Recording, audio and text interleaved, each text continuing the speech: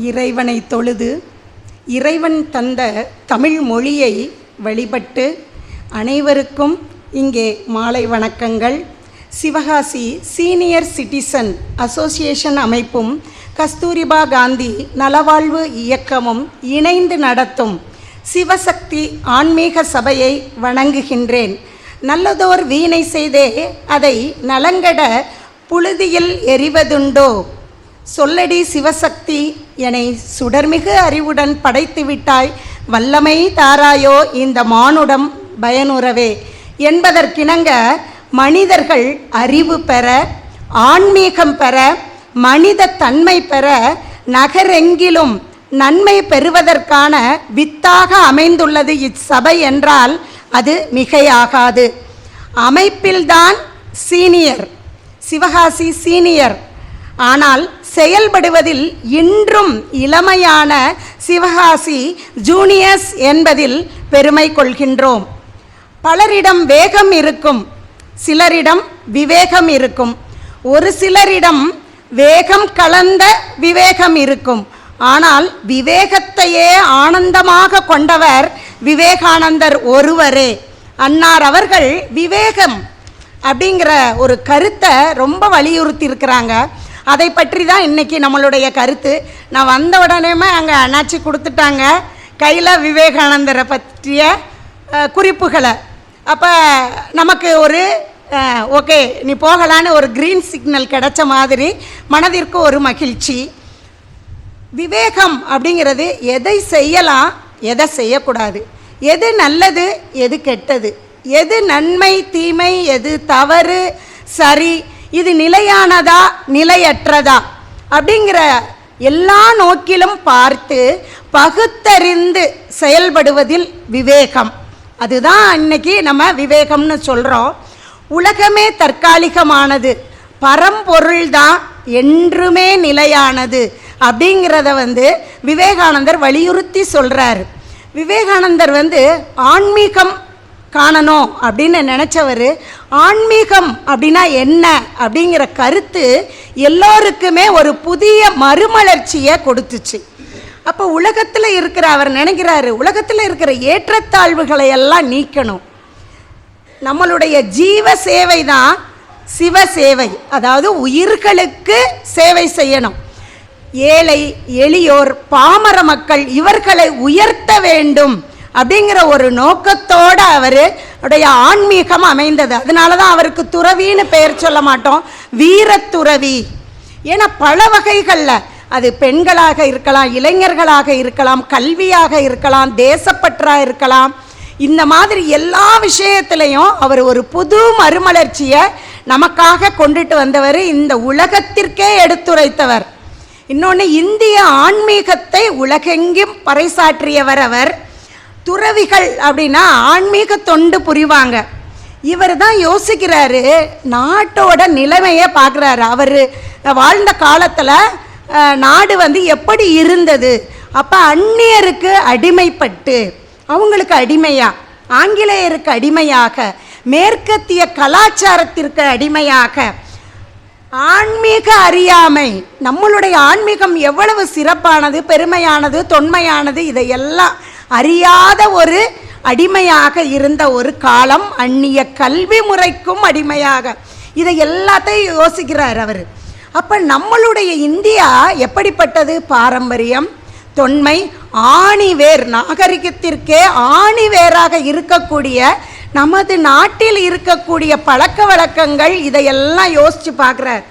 அப்போ அவர் யோசிக்கிறார், அன்றைய நிலை எப்படி இருந்தது, ஒரு காலத்தில் பழமை எப்படி இருந்தது, இன்றைய இந்தியா எப்படி இருக்குது, எதிர்காலம் எப்படி இருக்க போகுது அப்படிங்கிற ஒரு சிந்தனை தான் நாட்டையே எழுச்சி பெற செய்தது.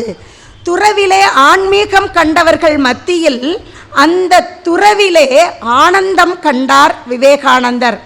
இறைவனிடம் அன்பு காட்டுவது பக்தியின் வெளிப்பாடு, இறைவனிடம் அன்பு காட்டுவது பக்தியின் வெளிப்பாடு. வழிபாட்டோடு நின்று விடாமல் தன்னை தானே அறிந்து கொள்ளணும், நம்மளோட ப்ளஸ் என்ன, நம்மளோட மைனஸ் என்ன. அப்போ உலக உயிர்களில் அனைவருக்கும் தன்னலம் கருதாது ஒரு சேவை செய்யணும், அதுதான் ஆன்மீகம். எப்படி பாதை மாறி போகக்கூடிய இளங்கன்று என்ன செய்யுது, உருகி பயந்து போய் அம்மா நான் வழி தவறிட்டேனேன்னு உருகி கசிந்து கூப்பிட்ட உடனே தாய்க்கன்று வேகமாக வந்து அரவணைக்கும். அதை போல நாமும் இளைஞர்களிடம் இன்றைய தலைமுறையினரிடம் சிறிது பாதை தவறினாலோ எது செஞ்சாலும் சரி, நம்ம கொஞ்சம் அவங்கள வழிநடத்தி சென்றால் வாழ்க்கை நலமாக இருக்கும், எதிர்காலம் சிறப்பாக இருக்கும். மண்ணில் உள்ள மனிதர்களுக்கு நாம் செய்யும் பணி இறைவனையே சேரும், தேசப்பணியே தெய்வப்பணி அப்படின்னு நினைச்சார். உயிர்களை வழிபடுவதும் இறைவனை வழிபடுவதும் ஒன்று அப்படிங்கிற ஒரு விழிப்புணர்வை ஊட்டினார். இதில் நம்ம பார்த்தா திருமூலர் திருமந்திரத்தில் சிவவாக்கியார் சொல்லியிருக்கிறாங்க. பண்டைய தொல்காப்பியத்தில் இருந்து இன்னைக்கு வரக்கூடிய புது கவிதைகள் வரைக்கும் ஆன்மீகத்தை பற்றி நிறைய பேசியிருக்கிறாங்க. எல்லாருமே ஆன்மீகம்னா என்ன, அவரவர் நோக்கில் ஆன்மீகத்தை பற்றிய கருத்துகள். இதில் நம்ம பார்க்க போகிறது விவேகானந்தர் என்ன கருத்துக்களை கொஞ்சம் சொல்லியிருக்கிறாரு. நீங்கள்லாம் அதில் பிஹெச்டி பட்டம் வாங்கினவங்க, நாங்கள்லாம் இப்போ தான் சொல்கிறோம். கருத்துக்களை எடுத்து சொல்வதில் ஒரு வாய்ப்பு கிடைத்ததற்கு நன்றி. கணியன் பூங்குன்றனார் சொல்கிறார், ஆன்மீகம் அப்படிங்கிறது உலக பொதுமை, அன்பின் மேன்மை. அதனால தான் அவர் சொன்னார், யாதும் ஊரே யாவரும் கேளிர் அப்படின்னு சொல்கிறாங்க. அப்போ இந்த பக்தி நெறிங்கிறது எங்கே தோன்றுச்சு அப்படின்னு நம்ம நினச்சி பார்த்தோன்னா, வடமொழியில் இருக்கக்கூடிய பௌஷிய புராணம் அப்படிங்கிறதுல சொல்லியிருக்கிறாங்க, பக்தி நெறி தமிழகத்தில் தோன்றியது, ராஜபுதனத்தில் இருளை நீக்கியது, குஜராத்தில் எதிரொலி வீசிச்சு, இந்த இது அங்கே போய் நமக்கு எதிரொலியாக இருந்துச்சு, மராட்டியத்தில் மனம் பரப்பியது, வங்காளத்தில் வான்புகழ் பெற்றது அப்படின்னு சொல்லி ஒரு நமக்கான ஒரு படிவே இன்னைக்கு இருக்குது. அப்போ பக்தி நெறி அப்படிங்கிறது எப்படி இறைவனை வணங்கணும், எப்படி நம்ம செய்யணும், எந்த முறையில் நம்ம பின்பற்றணும் அப்படிங்கிறதுக்கு ஒரு வழிமுறையை கொடுத்தவர்கள் தமிழர்கள் என்பதில் நமக்கு பெருமையே.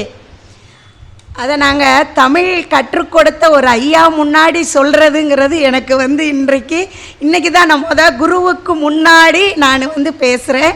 அதனால் சிறு பதட்டம் எனக்குள்ளே இருக்குது. ஐயா படிக்கும்போதே சொல்லுவாங்க, தைரியமாக இருக்கணும், ரொம்ப வேகம் கலந்த விவேகம் ஐயாட்ட இருக்கும். நாங்கள் அதை பார்த்துருக்குறோம்.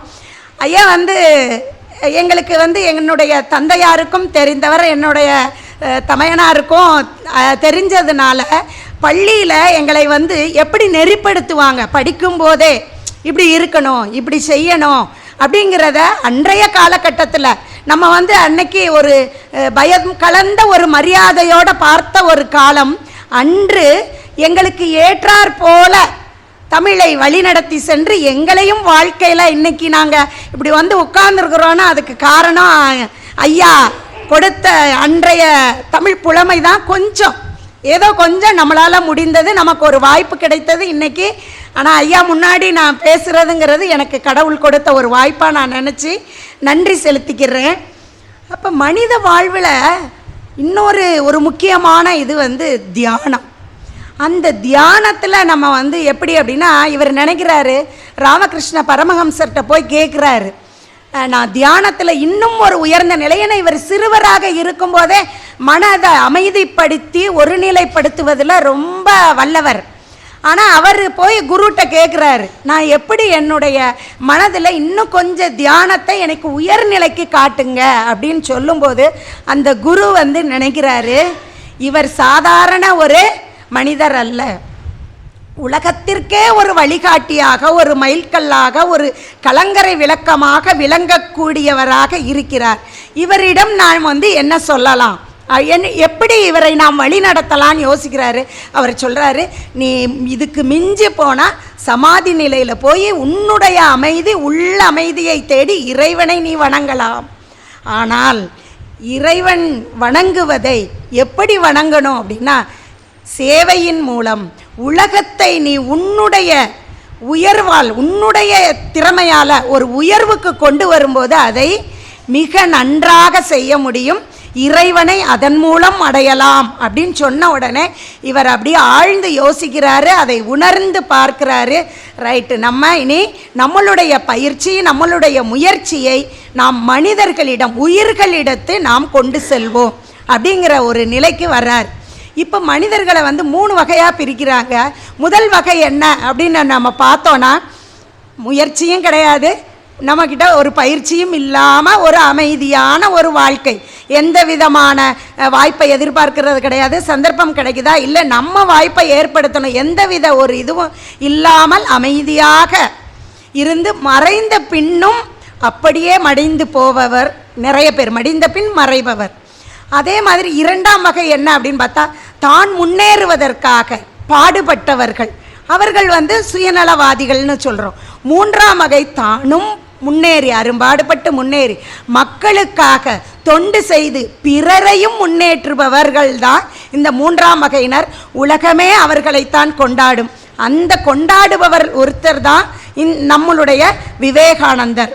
சமயம் அப்படிங்கிறது நம்மளுடைய கோயிலுக்கு போகிறது, திருநீர் பூசுறது, இல்லை அதற்குரிய சின்னத்தை அடைந்து கொள்வது, இல்லை நம்ம உடை, அதற்கு தகுந்த உடை எப்படி அணிவது, அந்த மாதிரி அன்னதானம் பண்ணுறோம், அது செய்கிறோம், இந்த மாதிரி இதை தாண்டி, அதை தாண்டி இப்போல்லாம் பிள்ளைங்க பார்த்திங்கன்னா வண்ண வண்ணமாக போடுறாங்க பட்டைகள் எல்லாம்.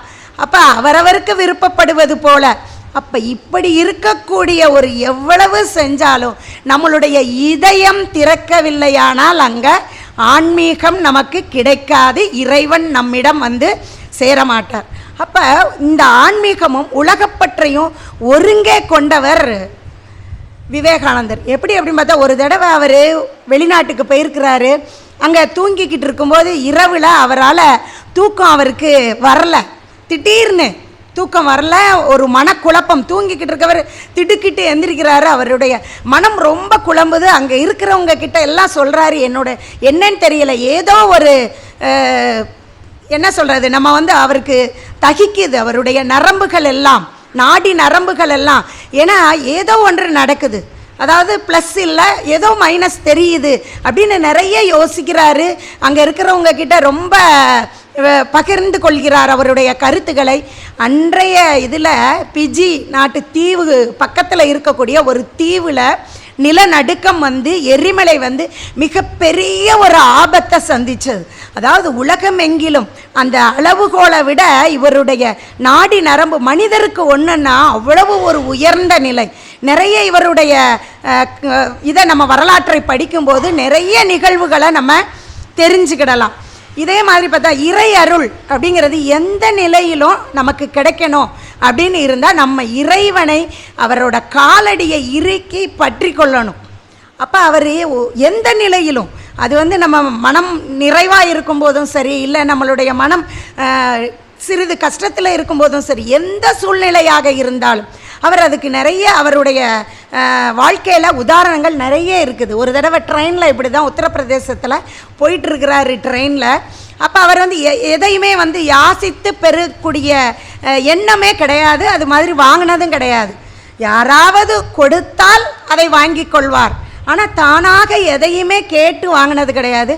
அப்போ அவருடைய கையிலும் எதுலையும் இல்லை, ஒரு பணம் இல்லை, எதுவும் வாங்கிறதுக்கான சோர்ஸ் எதுவுமே இல்லாமல் அவர் போய்கிட்டு இருக்கிறாரு. அப்போ துறவிகள் அப்படிங்கிறது பிடிக்காத ஒரு நபர் சொல்கிறாரு, இப்படி நீங்கள்லாம் உழைக்காமல் இருக்கிறீங்க, நீங்கள் வேலை பார்க்கலாம்ல, செய்யலாம், நீங்கள் இப்படி இருக்கிறவங்க நிறைய இப்போ பெருகிட்டீங்க, நீங்கள்லாம் என்ன பாருங்கள், நான் உழைச்சேன், இன்னும் இப்போ நான் இந்த சாப்பிட்றேன், உங்களுக்கு இப்போ சாப்பாடு கிடைக்கல அப்படின்னு சொல்லி எடுத்து சொல்கிறார். அவருக்கு தெரியாது இவர் உணவை உண்டால் உண்ணுவார், இல்லைன்னா உண்ண மாட்டார், என்ன கிடைக்குதோ அதை இது பண்ணுவார். ஆனால் கருத்து நாடு முழுவதும், மக்கள் முழுவதும், உலகம் முழுவதும் நல்லா இருக்கணும் அப்படிங்கிறதுக்காக தன்னுடைய சுயநலத்தையே விட்டு கொடுத்து அவர் வாழ்கிறவர் அப்படிங்கிற தெரியாத அவர் ஒரு சுயநலவாதி. அவர் சொல்கிறாரு அந்த வார்த்தையை, இவர் எதையுமே கேட்டுக்கிடலை,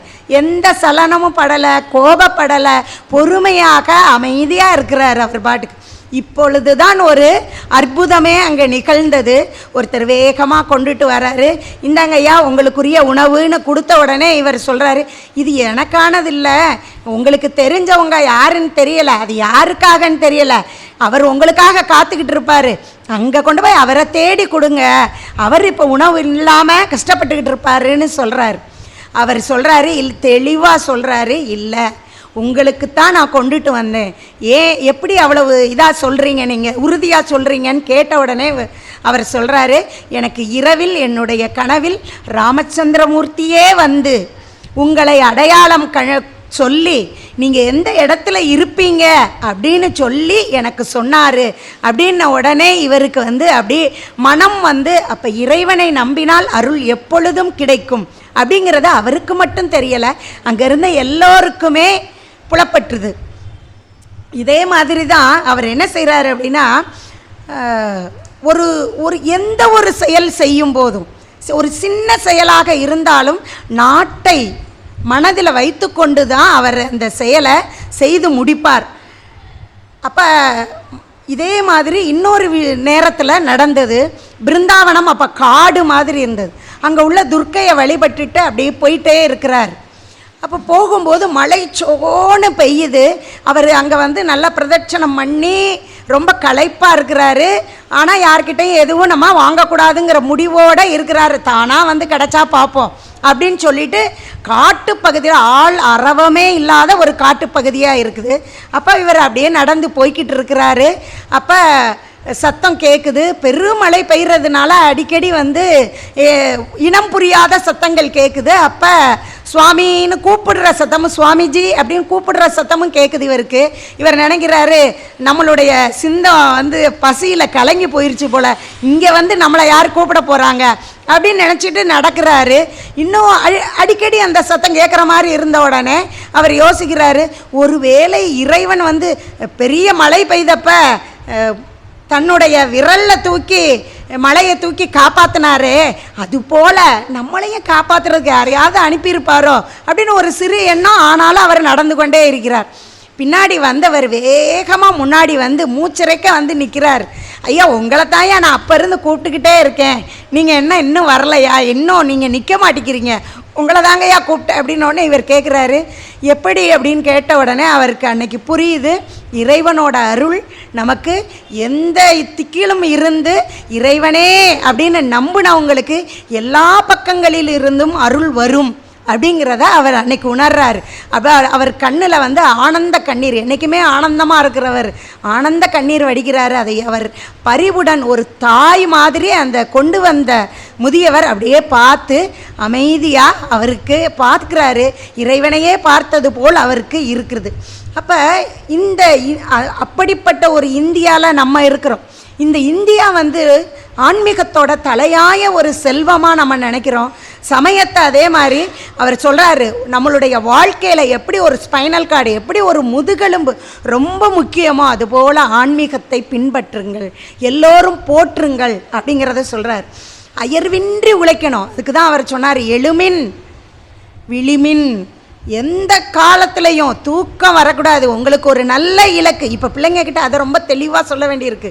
நீ நல்ல சாதனை பட அப்படின்னா அவங்க வந்து பிடி சாதனை தான் இருக்குது இந்த காலத்தில். அதை வந்து நம்ம எடுத்து சொல்ல வேண்டிய ஒரு பக்குவம் சிறு வயதில் இருந்தே. இந்த மாதிரி அந்த காலத்துலலாம் ஆன்மீக இருந்தது, சிறுவர் சபா அப்படின்னு இருந்தது, அதிலலாம் சிறுவர் மன்றம், அந்த மாதிரி இதில் நம்ம போனோம். நம்ம நிறைய விஷயங்களை எப்படி விட்டு கொடுக்கணும், எப்படி பெரியவங்களை மதிக்கணும், எப்படி நம்ம கற்றுக்கிடணும், அடுத்தவங்க கிட்ட எப்படி நடந்துக்கிடணும், எப்படி மரியாதையாக இருக்கணும், எப்படி பணிவோடு இருக்கணும், துணிவும் எப்படி இருக்கணும் அப்படிங்கிற இதெல்லாம் நம்ம கற்றுக்கிட்டோம். அதனால் நம்மளுடைய வாழ்க்கை இப்போ இருக்கக்கூடிய, அதுக்கு தான் பேர் வச்சுக்கிறாங்க 2K கிட்ஸ் அப்படின்னு சொல்லிக்கிறாங்க. அந்த 2K கிட்ஸையும் நம்ம நல்ல வழியில் கொண்டுட்டு வர்றதுக்கான ஒரு பெருங்கடமை பெரியவர்களுக்கு கிட்ட தான் இருக்குது. அப்போ அது மாதிரி நம்ம கற்றுக்கிடணும், அதே மாதிரி அடுத்தவங்களுக்கும் இதை நம்ம கற்றுக் கொடுக்கணும். தமிழகத்திற்கும் விவேகானந்தருக்கும் இடையே ஒரு முக்கியமான ஒரு தொடர்பு நிறைய இருக்குது. என்ன அப்படின்னு பார்த்தோன்னா, அவர் வந்து வடநாட்டில் எல்லா பகுதிகள்லையும் போய் புண்ணிய தலங்களை எல்லாம் தரிசித்துட்டு இங்கே தமிழகத்துக்கு வர்றாங்க. வந்த உடனே இங்கே வந்து அப்போ தான் யோசிக்கிறாப்புல. அப்போ பார்த்தீங்கன்னா நம்மளுடைய தமிழர்கள் அவரை வந்து அவ்வளவு வணங்கினாங்க. ஏன் அப்படின்னா தெய்வீகம் அவர்கிட்ட இருந்தது, தேசபக்தியும் இருந்தது. இந்த ரெண்டும் வந்து நம்மளுடைய தமிழ்குடி வந்து மிக மிக மிக உயர்ந்த ஒரு இது. ஏன்னா நான் உலகத்திற்கே நாகரிகத்தையும் மொழியவும் எப்படி வாழணும் அப்படிங்கிறத கற்றுக் கொடுத்தது. அதனால் அவர் இந்தியாவில் எல்லா இடத்தையும் பார்த்துட்டு வந்ததுனால அவர் ஆராய்ந்து பார்க்குறாரு, என்னென்ன வழிகளில் என்னெல்லாம் பிரச்சனைகள், இதுக்கு முன்னாடி எப்படி இருந்தது, எல்லாத்தையும் யோசித்து பார்க்குறாரு. யோசித்து பார்த்துட்டு அவர் நினைக்கிறாரு, அப்படி இருந்த இந்தியா இன்னைக்கு ஒற்றுமை இல்லை, பூசல்கள் இருக்குது, பொறாமை இருக்குது. இப்படிப்பட்ட ஒரு நிலை தொடர்ந்து போகுச்சுன்னா எப்படி நம்ம இதை நாட்டை நம்ம எப்படி முன்னாடி கொண்டுட்டு வர போகிறோம்? பழமையை எப்படி நம்ம எல்லாம் உலகெங்கும் இந்தியாவை எப்படி பாராட்டுச்சோ அது மாதிரி நம்ம எப்படி வந்து நாட்டை, நம்மளுடைய தாய் நாட்டை நம்ம எப்படி கொண்டு வர போகிறோம் அப்படிங்கிறத அவர் யோசிக்கிறாரு. அப்போ தான் அவர் வந்து இந்த முரண்பாட்டை நீக்கணும்னு சிந்தனை கடலில் குதித்தார். அலை அடிக்கக்கூடிய கன்னியாகுமரியில் அலை அடிக்கக்கூடிய அந்த கடல்லையும் குதிக்கிறாரு, நீந்தி போகிறாரு. ஒரு பாறை மேலே ஏறி உட்கார்ந்து நேற்றைய இந்தியா, இன்றைய இந்தியா, நாளைய இந்தியா, இந்த மூன்றையும் யோசிக்கிறாரு. அப்போ தான் அவருக்கு ஒரு கருத்து புரிபடுது. நமக்கு கலாச்சாரம், நம்மளுடைய ஆன்மீகம், இதுதான் வந்து இதற்கு முக்கியமான ஒரு வழி. நாடு வந்து முக்தி அடையணும் அப்படின்னா அதற்கு ஆன்மீகம்தான் மிக மிக முக்கியமானது அப்படிங்கிறத யோசிக்கிறாரு. உள்ளத்தில் அலை அப்படியே அடிக்குது, அப்படியே ஒருமுகமாகிறாரு. அவருடைய அகமுகத்தில் இப்போ தான் தெரியுது, ஒரு தெளிவு பிறந்துருச்சு. இது எல்லாம் நடந்தது நம்மளுடைய தமிழ்நாட்டில். அப்போ இந்த தமிழ்நாட்டு சீடர்களுக்கு அவர் நிறைய சொல்லியிருக்கிறார். அவர் நினைக்கிறாரு, இந்தியாவில் ஒரு மாற்றம் ஏற்படணும், ஒரு மறுமலர்ச்சி ஏற்படணும்னா அதற்கு எங்கேருந்து தான் கிளம்பி வரணும்னு நினைக்கிறாரு? தமிழகம்தான் முதல்ல இந்த தமிழகத்திலிருந்து தான் புறப்பட போகுது. அப்படிப்பட்ட ஒரு தமிழகம் அப்படிங்கிறத சொல்கிறார். ஆன்மீக அலை இந்தியா முழுக்க அப்படியே போய் அனைவரையும் நனைத்து அதில் ஆன்மீகத்தில் திளைக்க வைக்க போகுது அப்படின்னு யோசிக்கிறார். அதே மாதிரி அவர் சொல்கிறாரு, இந்திய தமிழர்களை பார்த்து தமிழ் இளைஞர்கள்கிட்ட சொல்கிறாரு, நீங்கள்லாம் என் குழந்தைங்க, எதுக்கும் பயப்படாதீங்க, சிங்கங்களாக இருங்கள், கோழைத்தனம் கூடவே கூடாது, உயிரே போனாலும் நேர்மையுடன் இருங்கள். அதுதான் அவர் சொன்ன ஒரு கருத்து. உயிரே போனாலும் நம்மளுடைய முயற்சியை விடக்கூடாது, நம்ம நேர்மையோடு இருக்கணும் அப்படிங்கிறத சொன்னார். நமது நாட்டுக்கு வீரர்கள் தான் தேவைப்படுறாங்க, அதனால் நீங்கள் வீரர்களாக இருங்க. நம்மளுடைய வாழ்நாள் மிகவும் குறுகியது, அதனால் அதை ஒரு பெரிய காரியத்துக்காக தியாகம் பண்ணுங்க, நாட்டோட முன்னேற்றத்திற்காக வேலை செய்யுங்க. தைரியமிக்க இளைஞர்களே, அவர் சொல்கிறாரு, நீங்கள் அனைவரும் மகத்தான பணியை சாதிப்பதற்காக பிறந்தவர்கள், அதனால் நம்பி நீங்கள் நற்செயல் செய்யுங்க அப்படிங்கிறது. நாட்டுப்பற்று அப்படின்னா என்ன அப்படின்னா, நாடுங்கிறது ஒரு பொது சொல், எல்லா நாடுகளுக்கும் உரியது. அந்த நாட்டுப்பணி அப்படிங்கிறது வந்து பொதுப்பணி, கடவுள் தொண்டு, இறைவனுக்கு செய்யக்கூடிய ஒரு தொண்டு. அப்போ என்ன பண்ணணும் அப்படின்னா, அந்த நாட்டோட வளத்தை, அந்த நாட்டோட வனம் அப்படின்னா என்னது, அழகு, ஏற்கனவே இருக்கக்கூடியதை எப்படி சிறப்பாக்கணும், அதை வந்து நீடித்த நிலையான, இன்றைக்கி மட்டும் இல்லை எதிர்காலம் எப்படி இருக்கும், அப்போ நீடித்த நிலையான ஒரு பக்குவத்திற்கு நாம் கொண்டுட்டு வரணும் அப்படிங்கிறத நினைக்கிறது தான் நாட்டுப்பற்று. ஒரு நாடு முன்னேற்ற பாதையில் தடம் பதிக்கணும் அப்படின்னு சொன்னால், அந்த நிலையை அடையணும் அப்படின்னு சொன்னால் அது வல்லரசாக இருக்கணும்.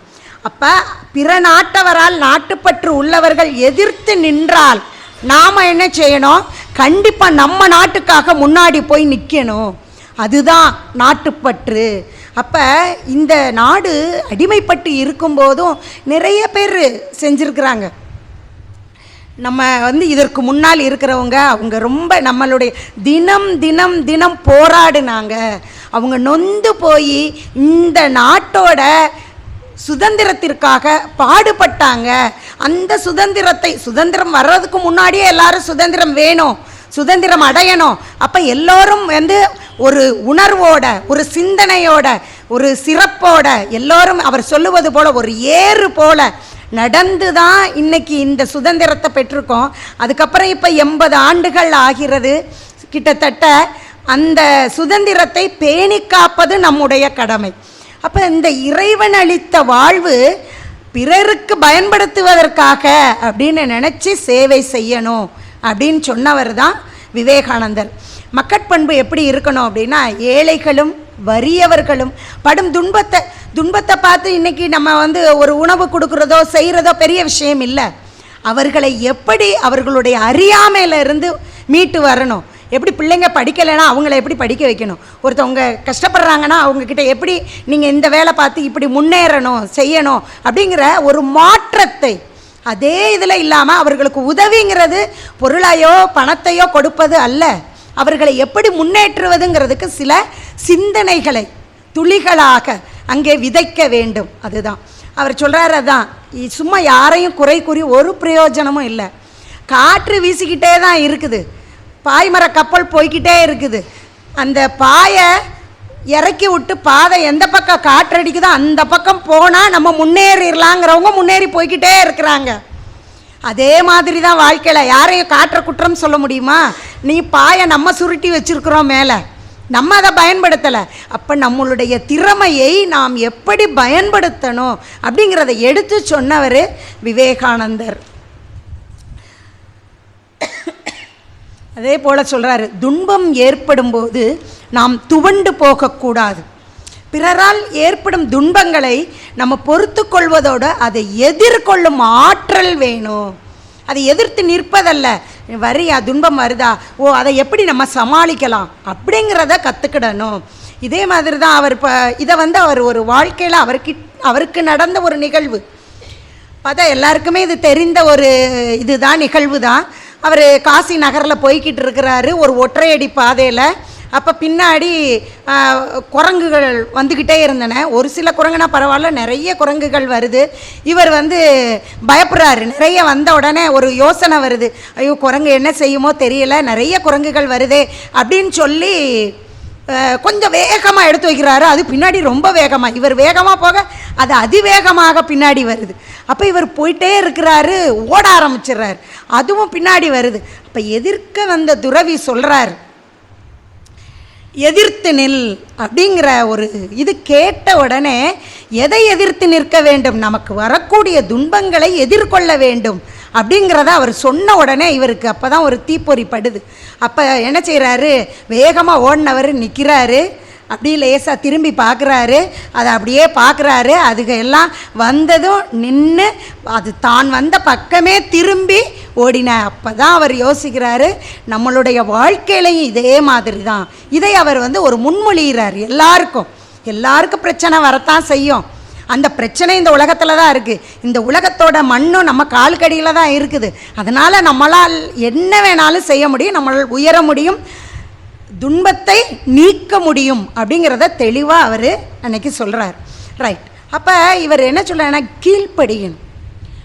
கீழ்ப்படியக்கூடிய அந்த தன்மை நமக்கு வந்துருச்சுன்னா நாம் உயர்கின்றோம். ஏன்னா எல்லோரும் பார்க்குறாங்க நம்மளை, பரவாயில்ல, இந்த நம்ம ஒரு வளர்கின்ற ஒரு பருவத்தில் இருக்கக்கூடிய ஒரு இளைஞர்களை நம்ம பார்க்குறோம். அதாவது சொல்லுவாங்க, நெல் மணி எப்படி வளர வளர வளர அது முத்துன உடனே அது அப்படியே தலை சாய்ந்து கொடுக்கும்.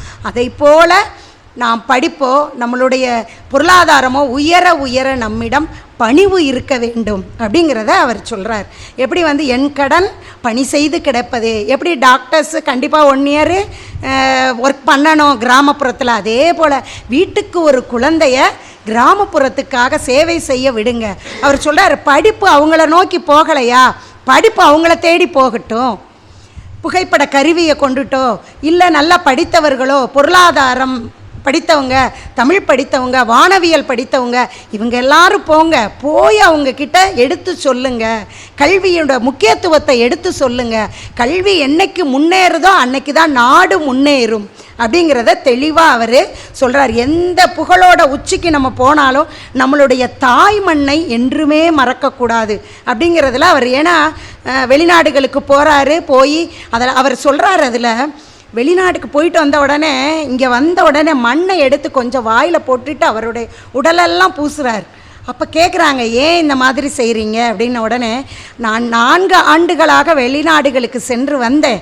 அதெல்லாம் போக பூமி, அதாவது புறத்தே இருக்கக்கூடிய பொருளாதாரமாக இருக்கட்டும், இன்பமாக இருக்கட்டும், அப்படியே அனுபவிக்கக்கூடியது. நம் நாடு மட்டும்தான் யோக பூமி, புண்ணிய பூமி. அதனோட தூசி கூட இன்னைக்கு எனக்கு புனிதமாக தெரிகிறது அப்படின்னு சொல்லி அந்த அளவிற்கு தாய்மண்ணை நேசித்தவர். அவர் கல்வியை பற்றி சொல்லும்போது சொல்கிறார், வாழ்க்கையை மேம்படுத்தணும், மனித நேயத்தை வளர்க்கணும், சிங்கம் போன்ற ஆற்றலை கொடுப்பது தான் கல்வி அப்படிங்கிறத சொல்கிறார். ரவீந்திரநாத் தாகூர் சொல்கிறாரு, இந்த உலகத்தில் இருக்கக்கூடிய மாசு குற்றங்களை நீக்கக்கூடியது தான் கல்வி அப்படிங்கிறது. அந்த கல்வி அப்படிங்கிறது எப்படி இருக்குன்னா, ஒரு மனிதனை மன வலிமையாக்கணும், தன் காலில் நிற்க வைக்கணும், அதே போல் நல்ல வழியில் செல்லணும். இதுதான் கல்வியாக இருக்கணும். அப்போ மாணவர்கள்ட்ட அவங்க சொல்கிறாங்க, தன்னைத்தானே அறிந்து கொள்ளணும், நம்மளை நாம் தெரிஞ்சுக்கணும், நம்மக்கிட்ட என்ன ப்ளஸ் இருக்குது, நம்மக்கிட்ட என்ன மைனஸ், என்ன பலம் என்ன பலவீனம், இதை தெரிஞ்சுக்கிட்டாலே அவரவர் முன்னேறி கொள்ளலாம். அதைத்தான் அவர் வலியுறுத்துறாரு. நம்மை நாமே திருத்திக் கொள்வோம். நம்பிக்கைங்கிறது எங்கேயோ இல்லை, அடுத்தவங்க அவங்கக்கிட்ட நம்பிக்கையே இவங்கக்கிட்ட நம்பிக்கையே உங்ககிட்ட தான் இருக்குது. நீங்கள் உள்ளுக்குள் நம்மை தேடுவோம், நம்ம என்ன செய்யணும், நம்ம என்ன பண்ணணும், நம்ம எப்படி இருக்கிறோம், நம்மளுடைய மனசாட்சி தான் தெய்வம் அப்படின்னு சொல்லுவாங்க. அதை போல இவரும் தெய்வத்தை மனிதருக்குள் பார்த்தவர். அதே போல தான் பெண் கல்வியை பற்றி அவர் பேசுகிறார். ஒரு பெண் இதுவரை அந்த சுதந்திர காலத்தில் ரொம்ப பெண் கல்வி கிடையாது. அப்போ அவர் சொல்கிறாரு, ஒரு பறவைன்னு இருந்தால் 2 சிறகுகளும் வேணும். அதே போல தான் ஒரு பறவை பறக்கணும்னா 2 சிறகுகள் வேணும். அதனால் ஆணாக இருக்கட்டும் பெண்ணாக இருக்கட்டும் கல்வி கற்க வேண்டும். அவர் பெண் கல்வியை பற்றி சொல்லும்போது அவர் தெளிவாக சொல்லுவார், பெண்களுக்கு கல்வியை கற்றுக் கொடுங்கள், அவர்கள் வாழ்க்கையில் ஒரு சூழலில் எந்த ஒரு முடிவை எடுக்க வேண்டுமோ அவர்களே எடுத்துக்கொள்வார்கள். அப்படிப்பட்ட ஒரு கல்வியை கொடுக்க வேண்டும் அப்படிங்கிறது. மென்மேலும் விரிய செய்யணும், நம்மளை மென்மேலும் உயர்த்தணும்.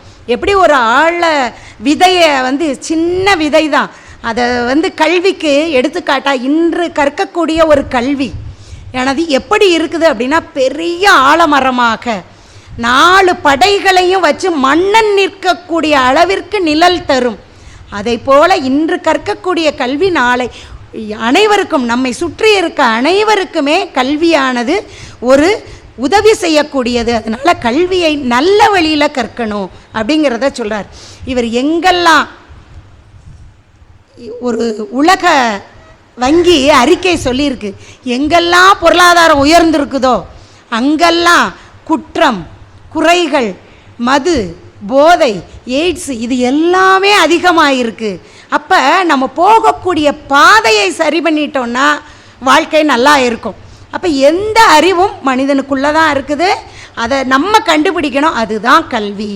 தாய்மொழியை வளர்த்தால், தாய்மொழியில் கற்றால்தான் நம்மளால் அதை உணர்ந்து செயல்பட முடியும் அப்படிங்கிறத தெளிவாக சொல்கிறார். அதனால் தாய்மொழியில் கற்றுக் கொடுங்க, தாய்வழி கல்வியில் அவங்க படிக்கட்டும், அப்போ தான் அது நல்லது. அப்போ தான் நமக்கு சுய சிந்தனை கிடைக்கும், நாட்டுடைய சுதந்திர சிந்தனை. நமக்கே சுதந்திரம் எது அப்படின்னு தெரிகிறதுல நிறைய பாகுபாடு இருக்குது. சுதந்திரம்னா என்ன அப்படின்னா, ஒருத்தவங்க சொல்கிறத கேட்கக்கூடாது, நம்மளே சுதந்திரமாக சுயமாக முடிவெடுப்பது அல்ல. நம்மை வழிநடத்தி செல்பவர்கள் சொல்வதை நாம் கேட்க வேண்டும். ஏன்னா தெரியும், இவர் சொல்வார் தலைவர்னா யார் அப்படின்னு அவர் சொல்கிறார், தெளிவாக சொல்கிறார். தலைவர்னா அவர் தலைமையிலேருந்து அவர் சொல்கிறத கேட்குறது தலைவர் இல்லை. உன்னுடைய வழியை நீ நல்லா பார்த்துக்கிடணும், உன்னை சுயமாக நீ நடக்க யார் உனக்கு அடிகோலுகிறார்களோ அவர்கள்தான் உண்மையான தலைவர்கள் அப்படிங்கிறத அவர் தெளிவாக எடுத்து சொல்கிறார். இன்றைய தலைவர்கள் எப்படி இருக்கணும் அப்படிங்கிறதுக்கு அவர் ஒரு உதாரணம். கல்வியை பெண்கள்கிட்ட பரப்பாமல் நாட்டில் முன்னேற்றமே கிடையாது. அதனால் சிறந்த ஒழுக்கத்தை, குடும்ப வாழ்வோட கடமை என்ன, அந்த அடிப்படையாக என்னென்ன கல்விகளை கொடுக்கணும், என்னென்ன செய்யணும். ஒருத்தவங்க வந்தால் விருந்தோம்பல் ரொம்ப முக்கியம், விட்டு கொடுக்கணும், கீழ்ப்படியணும். அதே மாதிரி என்ன வேலைகளை நம்ம தெளிவாக செய்யணுமோ அதை கரெக்டாக செய்யணும்.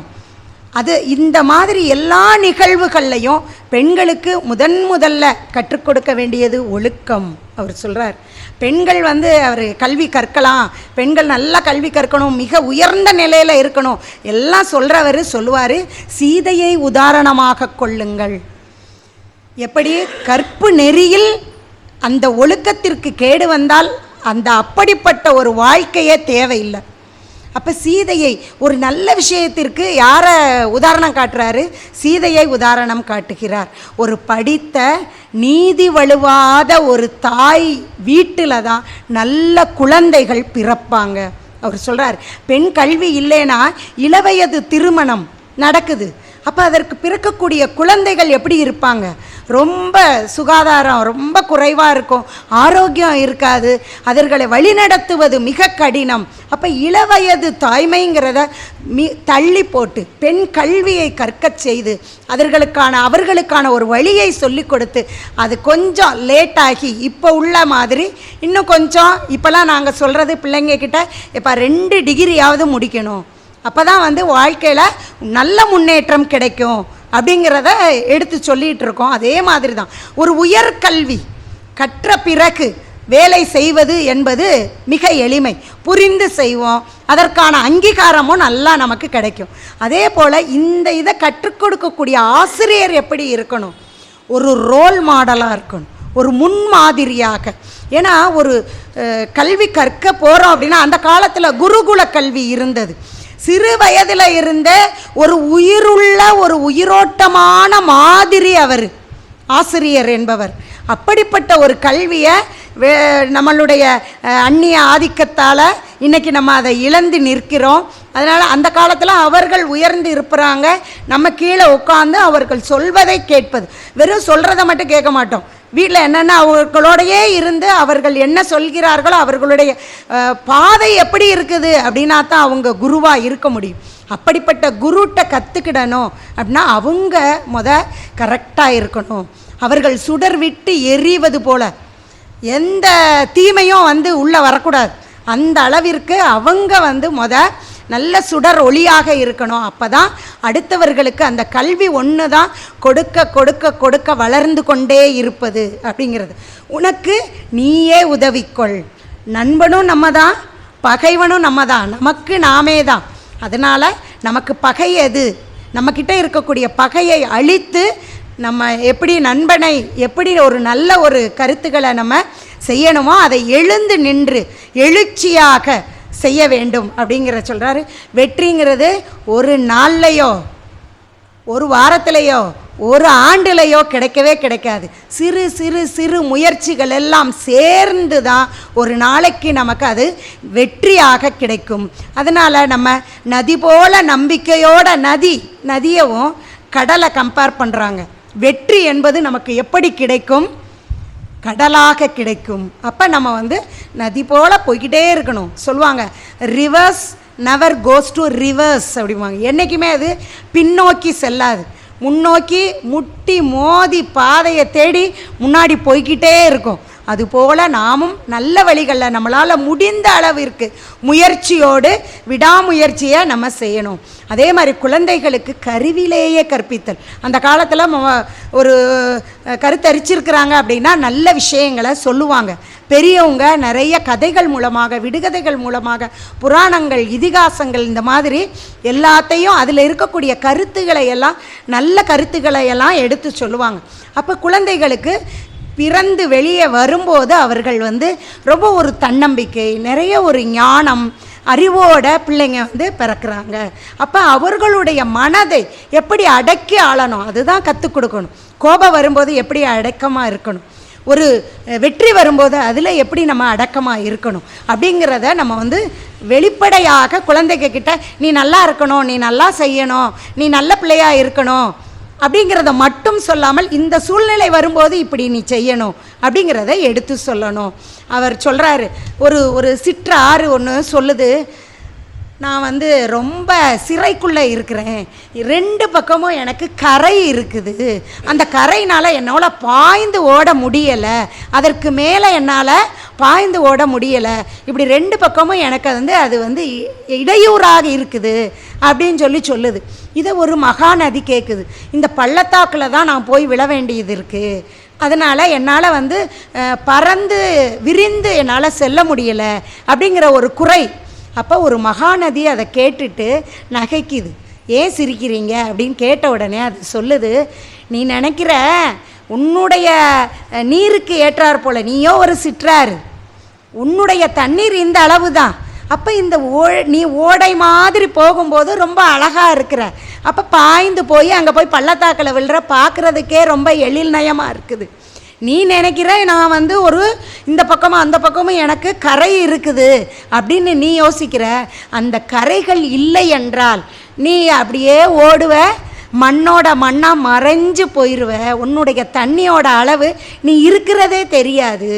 அதனால் இந்த கரைகள் வந்து உனக்கு வளம் சேர்ப்பவை, உன்னை வழிநடத்துபவை.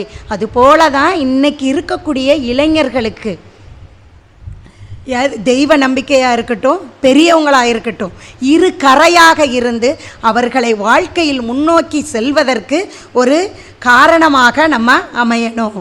கற்கும் இளைஞர்கள்கிட்ட இதை ரொம்ப தெளிவாக இன்றைக்கி சொல்ல வேண்டியது இருக்குது. நம்ம துன்பமுற்று துடிக்கின்ற உயிர்களிடத்து கருணை வேண்டும்.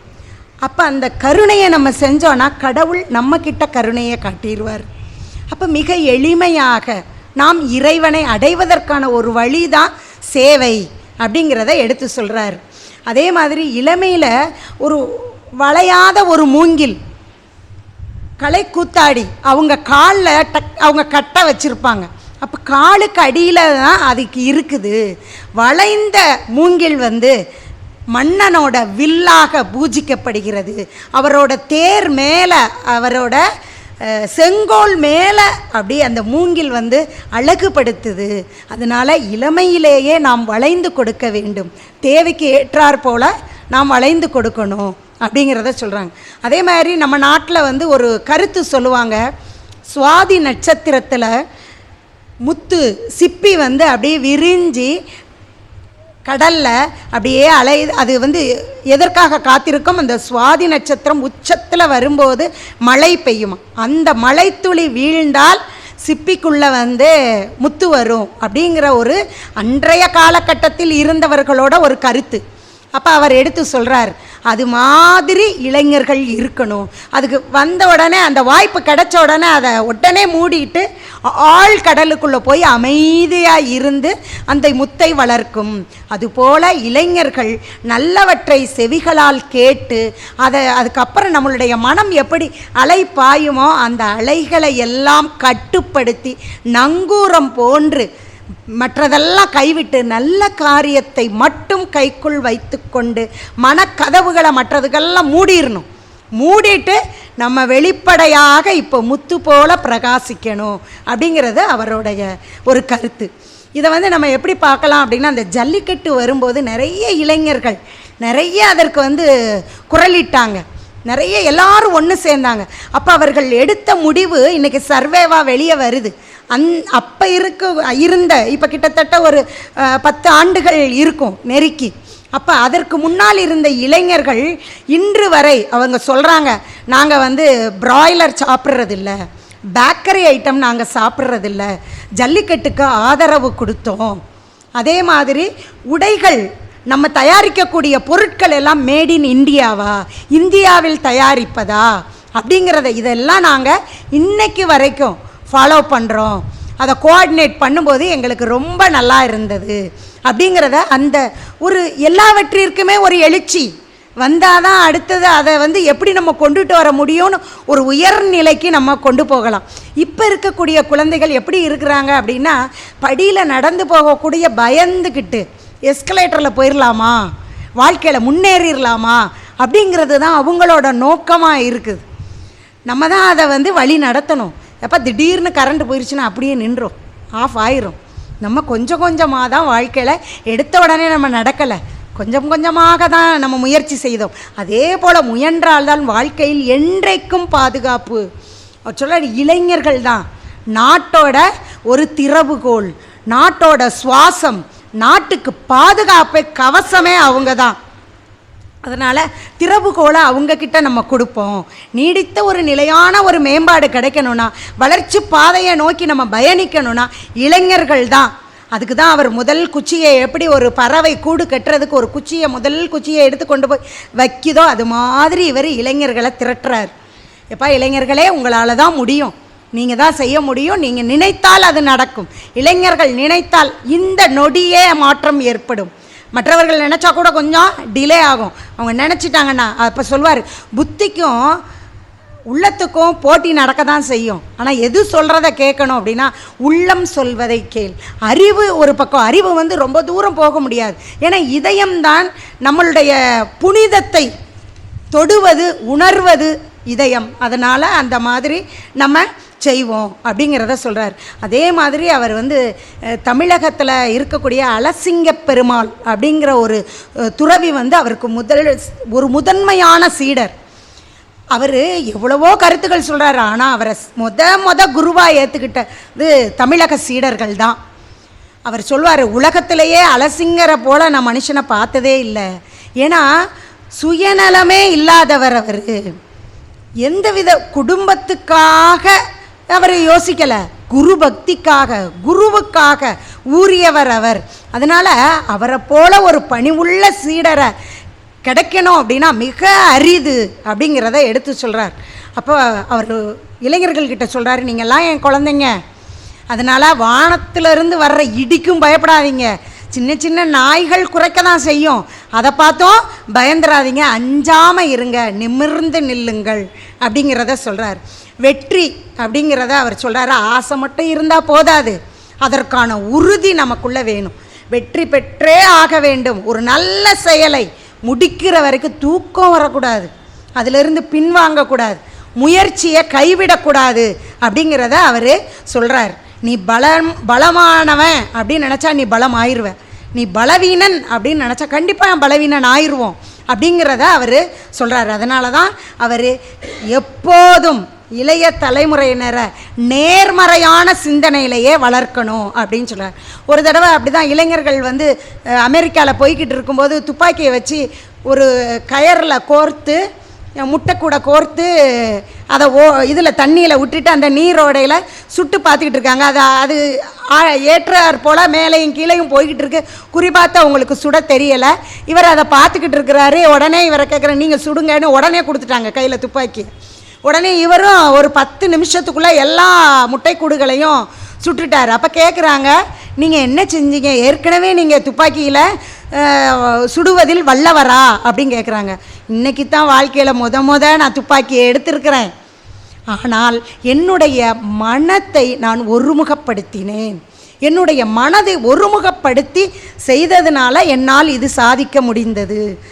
இதில் மட்டுமல்ல, வாழ்க்கையில் எந்த ஒரு நல்ல செயலாக இருந்தாலும் நம்மால் மனதை ஒருமுகப்படுத்தினால் கண்டிப்பாக அதில் வெற்றி பெறலாம் அப்படிங்கிறத சொல்கிறார். இந்திய மக்கள் வலிமை உடையவர்களாக இருந்தால் கண்டிப்பாக சிறந்த வலிமையான ஒரு பாரதத்தை உருவாக்க முடியும். அதற்கு மன உறுதி வேணும், விடாமுயற்சி வேணும். இந்த 2 இருந்தால் வெற்றி வந்துடும். அவர் சொல்கிறார், சுய மனிதராய் இருங்க, அற்ப பொந்து, சுயநலங்கிற ஒரு பொந்துக்குள்ளே இருக்காதீங்க, வெளியே வாங்க, பாருங்கள் நீங்கள் எப்படி நிலையில் இருக்கிறீங்க, உங்களை சுற்றி இருப்பவர்கள் எப்படி இருக்கிறாங்க, இதை தெரிந்து கொண்டு அதற்கு தகுந்தாற் போல் உங்களுடைய செய்கைகளை மாற்றுங்கள் அப்படிங்கிறத சொல்கிறார். நல்ல விஷயத்துக்காக போராடுங்க, திரும்பி பார்த்துடாதீங்க, பின்னாடி போயிடுவோமோ, நம்மளால் முடியுமா முடியாதா யோசிக்கவே செய்யாதீங்க அப்படிங்கிறத தெளிவாக சொல்கிறார். அதனால் இளைஞர்களோட இதயத்தில் உணர்ச்சி எழணும். வெறும் அறிவால் மட்டும் இது முடியாது. எழுங்கள். அவர் சொல்கிறாரு, விவேகானந்தர் எப்போ நம்மளுடைய அடிமை காலத்தில் சொல்கிறாரு, நீள் இரவு போயிடுச்சு, எந்திரிங்க, அது கழிஞ்சு போயிடுச்சு, பொழுது இன்றைக்கி புலர்ந்தது. அதனால் கடல் அப்படியே அலை எப்படி புரண்டு வருது, அந்த உத்வேகத்தை தடுக்க ஏதாலும் முடியாது. அதனால் முன்னேறுவதற்கான வழிகளை நீங்கள் பாருங்கள். இந்திய நாடு நம்மளுடைய சமயத்திலும் நம்பிக்கை இழந்து அந்த காலத்தில் இருந்தது. மேற்கத்திய கலாச்சார பளபளப்பில் அப்படி மயங்கி போய் இருந்தது. இந்திய மக்களுக்கு மட்டும் சொல்லலை, எல்லோருக்கும் சொல்கிறார். இளைஞர்களோட பெருமையை அவர் உலகெங்கும் சொல்கிறார். 100 இளைஞர்களை தாங்க, சுயநலம் இல்லாத ஒரு சுய சேவை புரிகிறதுக்குன்னு, மக்களுக்கு தொண்டு புரிகிறதுக்கு நிறைய பேர் இருக்கிறாங்க, அவர்களை எல்லாம் ஒன்றிணைத்தால் சரியாகும் அப்படிங்கிறத சொல்கிறார். அப்போ இந்த காலகட்டத்தில் அந்த டீன் ஏஜ் பருவத்துக்கு அவர் ஒரு கருத்து, ஆமை எப்படி தன்னுடைய தலையவும் கால்களையும் உள்ளே இழுத்த பிறகு அதை என்ன வெட்டுனாலும் ஒன்றுமே செய்ய முடியாது, அதுபோல் நம்மளுடைய ஐம்புலன்களையும் அடக்கி ஆண்டால் உலகத்தில் வெற்றி பெறலாம் அப்படிங்கிறத சொல்கிறார். பயமில்லாமல் இருக்கணும் அவர் சொல்கிறார். நல்லது, அதாவது எதுக்கு பயப்படணுமோ அதுக்கு தான் பயப்படணும், தேவையில்லாமல் பயப்படக்கூடாது அப்படிங்கிறது. ஒரு கலைமான் இருந்தது காட்டுக்குள்ளே. அது என்ன செய்யுது அப்படின்னா, 2 கொம்பு பெருசாக இருந்தோடனே அதனோட குட்டி கேட்குது, அப்பா உங்களோட கொம்பு நல்லா பெருசாக இருக்குது, நல்லா இவ்வளோ பெருசாக இருக்குதே, இப்போ அது பார்க்குறதுக்கு ரொம்ப கம்பீரமாக இருக்குது அப்படின்னோடனே, ஆமாம் எனக்கு இந்த கொம்பு ரொம்ப பெருசாக இருக்குது, அதனால் காட்டில் இருக்கக்கூடிய புலி சிங்கம் கூட என்னை பார்த்தா பயப்படும் அப்படின்னு சொல்லி தன்னுடைய குட்டிகிட்ட சொல்லுது. அப்போ என்ன வந்தது, ஒரு சிங்கம் வந்த உடனே கலைமானை காணோம். குட்டி போய் இருந்துக்கிட்டு அப்படியே தேடி பார்க்குது அப்பாவை. அப்பா இப்போ தான் வீரமாக சொன்னாங்க, ஆனால் இன்றைக்கி அப்பாவை இப்போ காணவே அப்படின்னு. ஏன்பா நீங்கள் இப்படி சொன்னீங்களே அப்படின்ன உடனே அவர் சொல்லுது, அது நான் அப்படி தான் நினைக்கிறேன், நான் தைரியமாக இருக்கணும், நான் வீரமாக இருக்கணும்னு நினைக்கிறேன், ஆனால் ஒரு வீரமுள்ள ஒரு இதை பார்த்தோன்னே எனக்கு பயம் வருது. அந்த அஞ்சாமை பயமில்லாமல் இருக்கணும் அப்படின்னா மனதிற்குள் சொல்லிக்கொண்டே இருக்க வேண்டும், அஞ்சக்கூடாது, எதற்கும் நாம் கரெக்டாக இருக்கணும், நம்ம சரியாக இருக்கணும் அப்படிங்கிறத சொல்லிக்கிட்டே இருக்கணும் அப்படின்னு சொல்லி, அதனால தான் பயமே மரணம், பயமே பாவம், பயமே நரகம், வாழும்போது இந்த மாதிரி இருக்கக்கூடாது அப்படிங்கிறத சொல்கிறார்.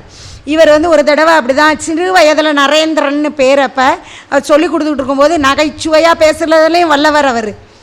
சும்மா சந்தடிச்சாகல, நல்லா உணவு சமைக்கிறதுலையும் அப்பப்போ எப்போ பொழுது கிடைக்குதோ அந்நேரம் உள்ளே புகுந்துருவார். அந்த மாதிரி நகைச்சுவையாக பேசிக்கிட்டு இருக்கும்போது ஆசிரியர் பார்த்துடுறாரு. இவர் பேசுகிறத பார்க்கல, எல்லோரும் சிரித்த உடனே ஆசிரியருக்கு கோபம் வந்துடுது. உடனே எல்லாரும் மேலே உடனே கேள்வி கேட்குறார். கேள்விக்கு இவர் கரெக்டாக பதில் சொல்லிடுறார். ஆனால் எல்லாரையும் ஏறி பெஞ்ச் மேலே நில்லுங்க, மேஜை மேலே ஏறி நில்லுங்கன்றார். அவங்க எல்லாரும் ஏறினோடனே இவர் ஆளாக ஏறி நிற்கிறார். அப்போ கேட்குறாரு, நீ தான் பதில் சொல்லிட்டே இல்லைப்பா, நீ எதுக்கு ஏறி நிற்கிற அப்படின்னோடனே இவர் சொல்கிறாரு, நான் தான் அவங்கள கவனத்தை திசை திருப்பினது நான் தான், அதனால் முதல் தவறு என்னோடது தான், அதனால தான் அவங்க கவனக்குறைவில்லை, அதனால தான் நீங்கள் கேட்ட கேள்விக்கு பதில் சொல்லலை.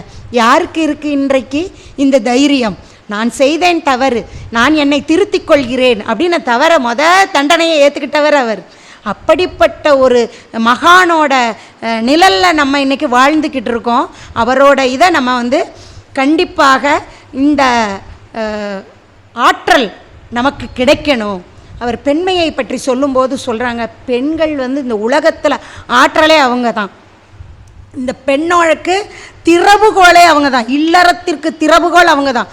அந்த காலத்தில் சொல்கிறாங்க, வர்றாங்க வீட்டுக்கு விருந்தினர் வர்றாங்க, அவங்க வீட்டில் பொருள் எதுவும் இல்லை சமைச்சு போடுறதுக்கு. ஏன்னா அந்த காலத்தில் விருந்தோமலை ஒரு உயிராக மதித்தாங்க. கண்டிப்பாக உடனே எந்திரிச்சு நின்றுவாங்களா, அவங்க வந்த உடனே எந்திரிச்சு நின்று நான் முகம் மலர்ந்து, வாயில் பேசலை, மனதோடு முகம் மலர்ந்து அகம் மலர்ந்து அவங்கக்கிட்ட பேசுகிறாங்க. பேசி அவர்களுக்கு உணவளித்து அவங்கள கொஞ்சம் தூரம், அவங்க போகிறத கொஞ்சம் தூரம் போய் அவங்கள விடை அனுப்பிட்டு வருவாங்களாம்.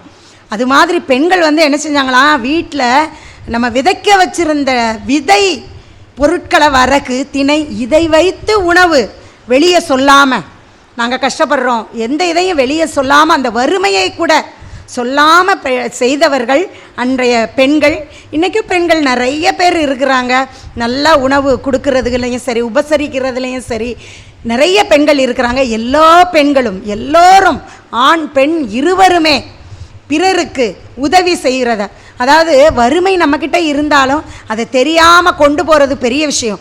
எவ்வளவோ பேர் இருக்காங்க, சில பேர் ஐயோ நான் கஷ்டப்படுறேன், ஐயோ நான் துன்பப்படுறேன், நான் துயரத்தில் இருக்கேன் சொல்கிறவங்க இருக்காங்க. அவங்கள விட துயரத்தில் இருக்கிறவங்க இருப்பாங்க. அவங்க கொண்டு அப்படியே மேனேஜ் பண்ணி வாழ்க்கையில் ஓரளவுக்கு உயர்ந்து இருக்கிறவங்க நிறைய பேர் இருக்கிறாங்க. அந்த மாதிரி அப்போ நவராத்திரியை கொண்டாடுறதும் பெண் தெய்வங்களாக வழிபடுறது தான். சிறு தெய்வங்கள், குல தெய்வங்கள், இந்த மாதிரி பெண்களை வழிபடுறது. ஏன்னா சக்தி எல்லோரிடமும் சக்தி இருக்கிறது. சில சக்திகள் அடுத்தவரையும் பிறரையும் முன்னேற்றக்கூடிய சக்தி தான். ராமாயணத்தில் சீதை ஒரு பதிபக்திக்கு ஒரு சான்று. நம்ம எப்படி அப்படின்னா, ராமாயணத்தில் நாளைக்கு ராமனுக்கு பட்டாபிஷேகம். அப்போ அந்த பட்டாபிஷேகத்துக்கு அவர் இளவரசர் இன்னைக்கு நாளைக்கு அவர் மன்னராக போகிறாரு. அந்த ஒரு நினைவில் இருக்கும்போது திடீர்னு காடால் போகணும் அப்படின்னு சொன்ன உடனே அவர் எதுவுமே ஒரு கணப்பொழுது கூட எதையும் யோசிக்கலை. அவருடைய தாய் தந்தை சொல்மிக்க மந்திரம் இல்லைங்கிறதுல அவர் இந்த பணியை தலைமேற்கொண்டேன். மின்னொளி காணும் காணத்திற்கு இன்றே போகின்றேன், விடையும் கொண்டேன். உடனே இதை விட பதிபக்தி சீதை. அவர் சொல்கிறார், காடு சுடும். அந்த அம்மா ஒரு வார்த்தை சொல்கிறாங்க, நும் பிரிவினும் சுடுமோ, கஷ்டம் துன்பம், நீ அங்கே வந்தேன்னா ரொம்ப சிரமப்படுவ அப்படின்னு சொல்லும்போது அவர் சொல்கிறாரு, அவங்க சொல்கிறாங்க சீதை, நும் பிரிவினும் சுடுமோ. இதுதான் பதிபக்தி. எந்த நிலையிலும் ஆண்களை பெண்கள் விட்டு கொடுக்கக்கூடாது, பெண்களை ஆண்கள் விட்டு கொடுக்காமல் இருக்க வேண்டும். அப்போ குருவே அப்படி தான் இருந்தார். விவேகானந்தரோட குரு ராமகிருஷ்ண பரமஹம்சர் என்ன செய்கிறார் அப்படின்னா, திருமணம் ஆயிடுச்சு, ஆனால் அந்த பெண்ணை கூப்பிட்டு, நான் எல்லாரையுமே காளியாகத்தான் வழிபடுறேன், உன்னையும் அப்படித்தான் நான் நினைக்கிறேன் அப்படிங்கிற வார்த்தையை சொன்ன உடனே அம்மா புரிஞ்சுக்கிட்டாங்க. ரொம்ப அருமையாக பதில் சொன்னாங்க. நானும் உங்ககிட்ட கூட இருந்து பணிவிடை செய்கிறேன், குருவாக உங்களை ஏற்றுக்கிறேன், தெய்வத்திற்கு நானும் வழிபடுறேன், சேவை செய்கிறேன் அப்படிங்கிறத. அப்போ இந்த குருவும் அன்னையும் எப்படி ஒரு தெய்வமாகவே வழிபட ஆரம்பிச்சிட்டோம். அன்னை சாரதா அம்மையாரை நம்ம அவங்க குரு பக்தியாக இருக்கட்டும், பதிபக்தியாக இருக்கட்டும், நம்ம தெய்வ பக்தியாகவே அவங்கள வழிபட ஆரம்பிச்சிட்டோம். மரியாதை நிமித்தமாக நம்ம அம்மானு சொல்லுவோம் எல்லோரையும். இதே மாதிரி தான் விவேகானந்தர் சிறுமியை கூட அம்மான்னு தான் நம்ம ஊரில், என்னம்மா என்ன பண்ணுற, என்ன செய்கிறீங்க அப்படி தான் கேட்போம். நம்ம பெரியவங்கள ஐயா அம்மா அப்படின்னு கூப்பிட்றது நம்மளுடைய வழக்கம். இது போல் அவர் வெளிநாட்டில் போய் கூப்பிட்றாரு, ஷாக் ஆகிட்டாங்க அவங்க, என்ன நம்மளை போய் அம்மானு கூப்பிட்றாரு அப்படின்னு சொல்லி.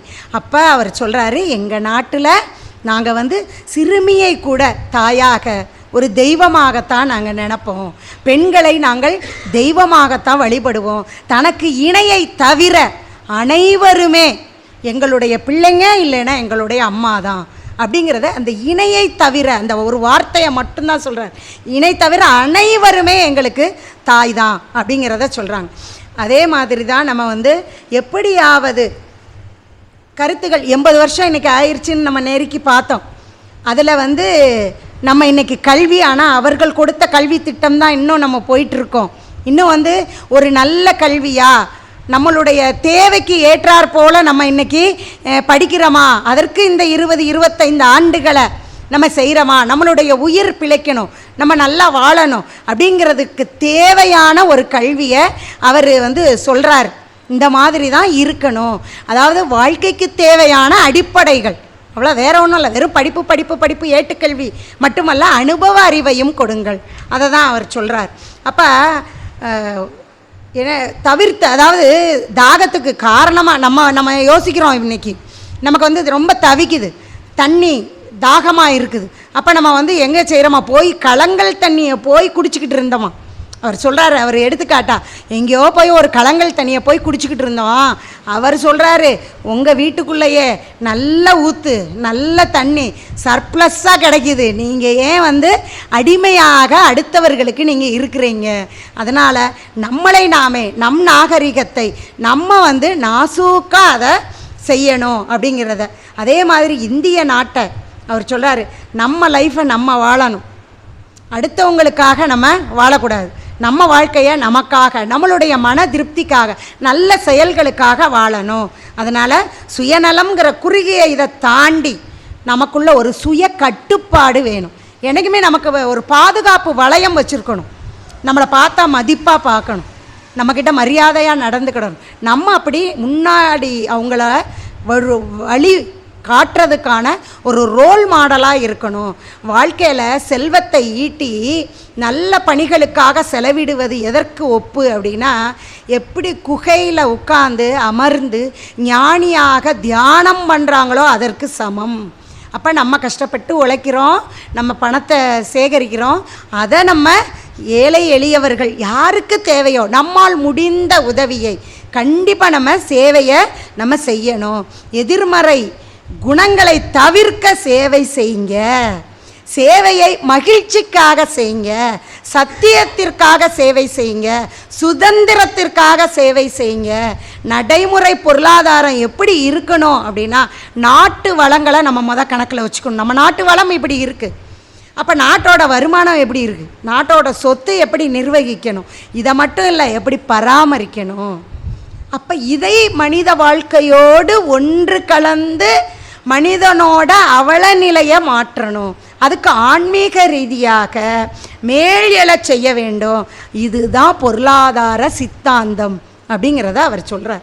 அப்போ ஏழை எளிய மக்கள் வாழ்ந்து அவங்களோட அக நிம்மதி அப்படிங்கிறத ஒரே குறிக்கோளாக இருந்தால் தான் பேரிடர் காலம் நம்ம எளிமையாக வாழ்கிறோம், நம்ம எளிமையாக இருக்கிறோம், நம்ம ஒன்றும் எந்த ஒரு பகட்டாக இல்லை, நம்மளுடைய வாழ்க்கை எளிமையாக இருக்குது, நம்ம இப்படி தான் இருக்கிறோம் அப்படின்னா எந்த சூழ்நிலையிலையும் எந்த பேரிடர் வந்தாலும் சரி, எந்த துன்பங்கள் வந்தாலும் அந்த நிலையில் நாம் வாடாமல் இருப்போம் அப்படிங்கிறத சொல்கிறார்.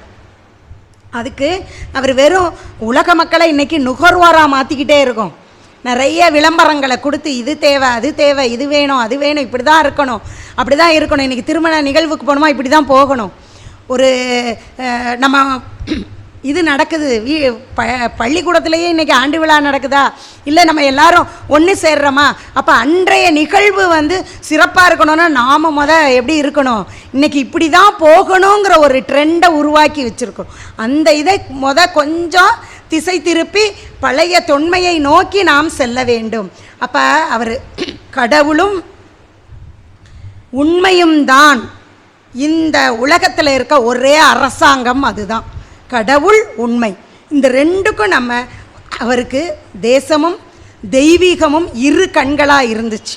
அவர் எப்படி இருந்தார்னா தீ சுடர் போல் எங்கெங்க அவர் கையில் ஆயுதம் ஏந்தலை, எதுவும் செய்யலை, அவருடைய சொல்லால் அவருடைய என்ன சொல்கிறது ஜிஜாண்டிக் ஃபிகர், அவருடைய உருவம் அப்படி போய் நின்று அவர் 4 வார்த்தை அவருடைய ஒளி, அவருடைய பேச்சொலி எப்படி ஒரு வெண்கலம் சத்தம் கொடுக்கும் அது மாதிரி அப்படி போய் மக்களோட மனதில் போய் நிற்கணும்.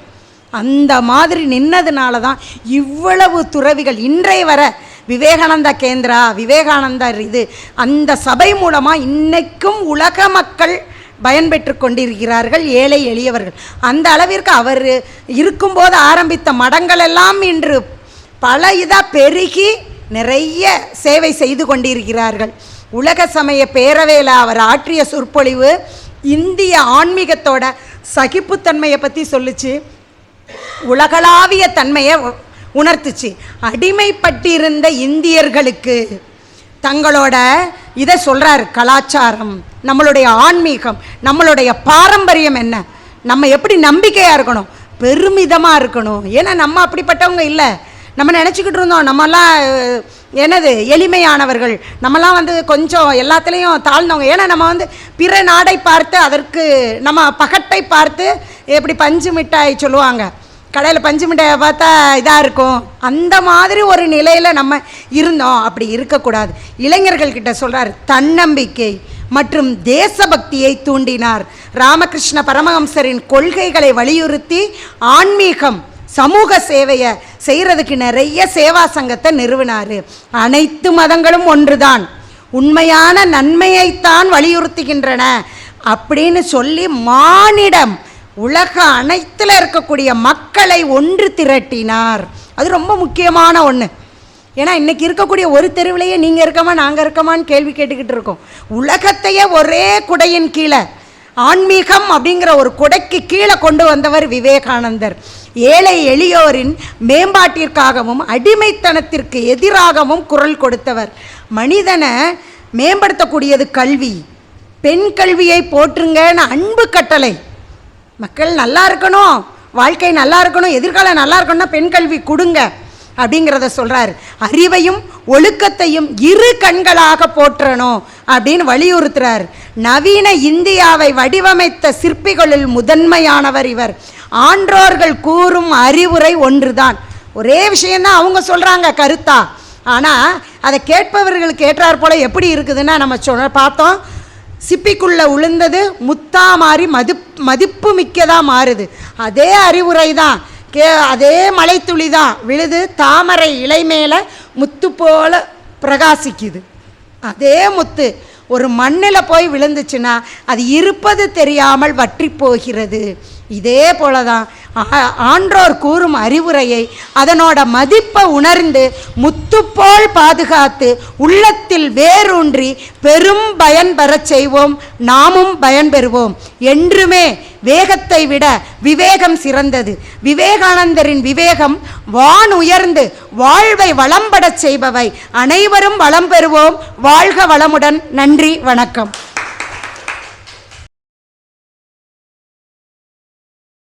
அவர்களுடைய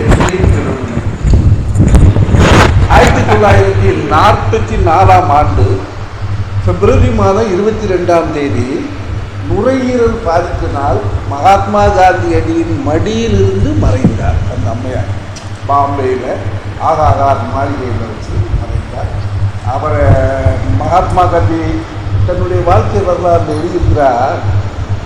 நான் சத்தியத்தை ஆக்கிரகத்தை ஆக்கிரம்னு ஆங்காரம், சத்தியத்தில் ஆங்காரமாக இருந்தால் சத்தியாகிரம். நான் என் மனைவியிடம் கற்றுக்கொண்டேன். அந்த அம்மா படிக்காத அம்மா, எதுவும் படிக்கல. சவுத் ஆப்பிரிக்காவில் இருக்கும்போது மகாத்மா காந்திக்கு ஒத்துழைப்பாக இருந்தார்கள். 1942 வெள்ளையனே வெளியேறு என்ற போராட்டத்தில் அந்த அம்மா கலந்து கொண்டு சிறைக்கு போனார்கள். அன்னைக்கு அவங்களுடைய நினைவு தினம். அவர்களுக்கு மரியாதை செலுத்துவது ஒவ்வொரு நிமிடம் நம்ம மௌன அஞ்சலி செய்யணும். அடுத்த வருஷம் இதை குறிச்சு வச்சுருக்கோம் சார் டேட்.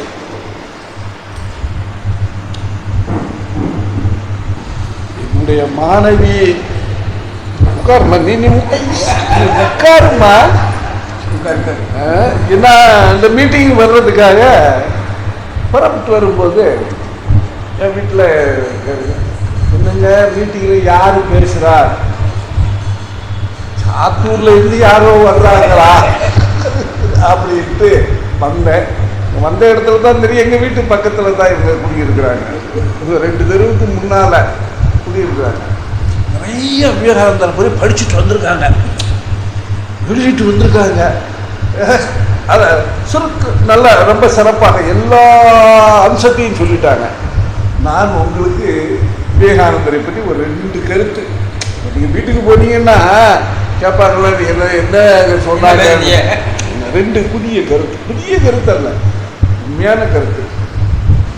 கடவுள் கிடையாது, ஒழுக்கமாக வாழடா, அன்பா வாழடா என்று சொன்னவர் புத்தர்.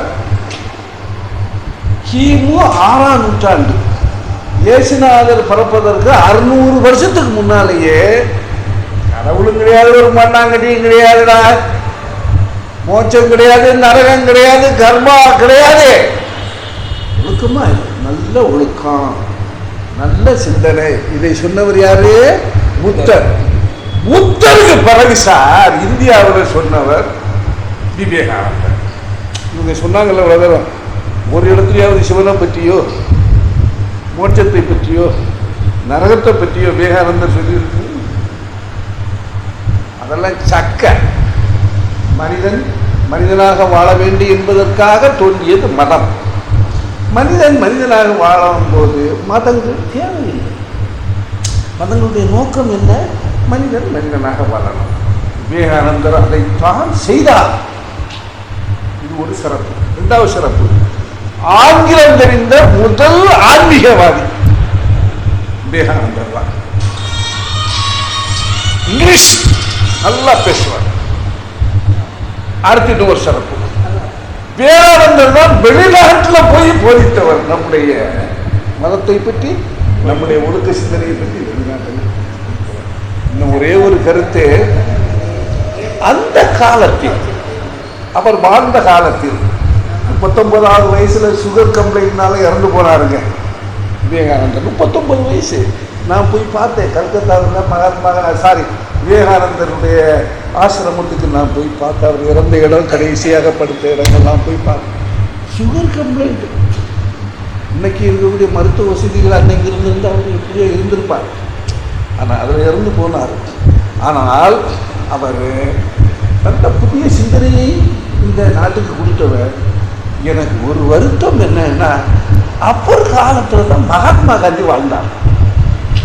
2 பேரும் சமகாலம். ஆனால் விவேகானந்தர் ஒழுக்கமாக இருக்க வேண்டும், இளைஞர்கள் சர்வீஸ் செய்ய வேண்டும், எளிமீன் விளிமீன் என்றெல்லாம் சொன்னார்கள். பிப்ரவரி 12ஆம் தேதியை நாம விவேகானந்தருடைய பிறந்த தினத்தை இளைஞர் தினம் என்று நாடு முழுவதும் கொண்டாடுகிறோம். ஜனவரியில் நம்ம கொண்டாடினோம், புரியுதுல்ல? ஆனால் மகாத்மா காந்தியோடு கொஞ்சம் ஒத்துழைத்து சுதந்திரத்துக்காக போராடி இருந்திருந்தால் கதையே வேறையாகும். ஆனால் விவேகானந்தர் அந்த அரசியலில் இருந்து விலகி இருந்தார். மகாத்மா காந்தி ஒரு கடிதம் எழுதினார். விவேகானந்தர் அவர்களே, நான் உங்களை பார்க்க வருகிறேன், கல்கத்தாவில் உங்கள் ஆசிரமத்தில் வருகிறேன் என்று கடிதம் எழுதியிருந்தார். அந்த கடிதத்தை விவேகானந்தர் பொருட்படுத்தாமல் அந்த குறிப்பிட்ட நாளில் அவர் காஷ்மீர் போய்விட்டார். மகாத்மா காந்தி வந்தார், ராமகிருஷ்ணர் எல்லாம் பார்த்துவிட்டு அவர் திரும்பி விட்டார். நம்ம உண்மை என்னங்கிறத நம்ம தெரிஞ்சுக்கணும். அவர் சுதந்திரத்துக்காக போராடியவர்கள் மகாத்மா காந்திக்கு ஒரு கை கொடுத்திருந்தால் கதையே வேற. ரொம்ப பிரபலம் இருந்தும் நாம் விவேகானந்தரை வழி நடத்துகிறோம், வழியில் நாம் செல்ல முடிக்கணும். அடுத்த தலைமுறையினருக்கு இந்த செய்திகளை கொண்டு போகணும். உங்களை நம்மகிட்ட யாரு கேட்க போறா? நம்ம பிள்ளைகள் கேட்பாங்களா? ஒருத்தர் கேட்க மாட்டாங்க. அதாவது நம்முடைய பெரியவர்களுடைய இதுன்னா ஏற்கனவே உள்ள கருத்துக்களை நம்முடைய பிள்ளைகள் பேரன் பேத்தி இருந்து சொல்லணும். ஆனால் எந்த பேரன் பேத்திகளும் கேட்க மாட்டாங்க. நம்மக்கிட்ட அந்த காலத்தில் கதை கேட்பாங்க, பாட்டிக்கிட்ட போய் படிச்சுக்கிடுவாங்க குழந்தைகள். இப்போ அவங்கள நீ தனியாக போட்டு நான் தனியாக போட்டுங்கிற மாதிரி சிஸ்டம் மாறி போச்சு. ரொம்ப அருமையாக சொன்னாங்க, எல்லா இதையும் போட்டு நிறுக்கி சொன்னாங்க. இன்னும் ஒன்று சொல்ல வேண்டும், அதை சிஸ்டர் நிவேதிதா என்று ஒரு அம்மையார், சாம்பாருக்கு பருப்பு மாதிரி. நிவேதிதா இல்லாமல் விவேகானந்தர் இல்லை. அந்த அம்மா ஒரு கிறிஸ்துவ பாதிரியாருடைய மகள், அயர்லாந்து சொந்த ஊர். சொத்துக்களை எல்லாம் வித்துட்டு வந்து அந்த சொத்தை கொண்டு வந்து கல்கத்தாவில் ஒரு ஸ்கூல் ஆரம்பிக்கிறாங்க பெண் கல்விக்காக. பெண் கல்வி எவ்வளவு பெரிய ஒரு மகாஜா. சரி, அதெல்லாம் நம்முடைய இளைஞர்களுக்கு சொல்லணும். ஆனால் இன்னும் சில பேர் நிவேதிதா அப்படின்னு பேர் வைக்கிறாங்க பிள்ளைகளுக்கு. அது நமக்கு பெருமையும் சந்தோஷமாக இருக்கிறது. இருந்தாலும் அவையத்து முந்தி இருப்ப செயல். ஒரு ஆசிரியருக்கு தன்னுடைய மாணவன் மாணவி அவையத்தில் முந்தி இருப்பது தான் மிக சிறப்பு. ரொம்ப சிறப்பாக இருந்தது. அவர்களுக்கு ஒவ்வொரு முறை நம்ம கைவிட்டு நன்றி.